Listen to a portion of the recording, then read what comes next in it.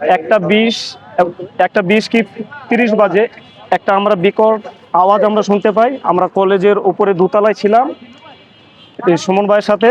তো বিকট আওয়াজ শুনে সুমন ভাই কি করলো, ওই দোতলা দিয়ে এই নামতাছে যে কলেজের এখানে কিছু একটা হয়েছে কিনা। তো আমরা কলেজ ছাত্রদল ওখান থেকে তড়িঘড়ি করে আমরা বের হয়েছি কলেজ থেকে ওই সামনে দিয়ে দেখলাম কিছু হয় না, পরে পিছনে আসলাম, দেখি আমরা যে দেওয়াল ধসে পড়েছে।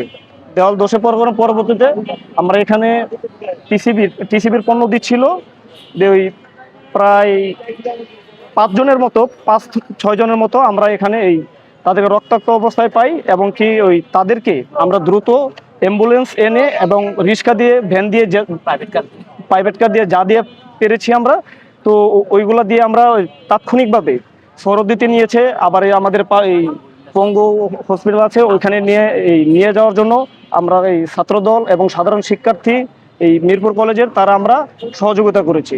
এবং একজন মহিলা মানে আশঙ্কাজনক, ওনার সম্ভবত ওই মারা গিয়েছে, ওই নাসিমা নামে।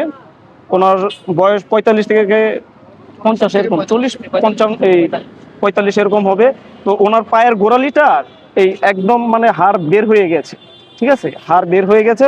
তো আমরা ওই তাৎক্ষণিকভাবে যা ছিল ওড়না দিয়ে আমরা ভেদে প্রাথমিকভাবে যা করা আমরা তাড়াতাড়ি করে আমরা এই হসপিটালে আমরা পাঠানোর আমরা ব্যবস্থা করি আর কি। ঠিক আছে।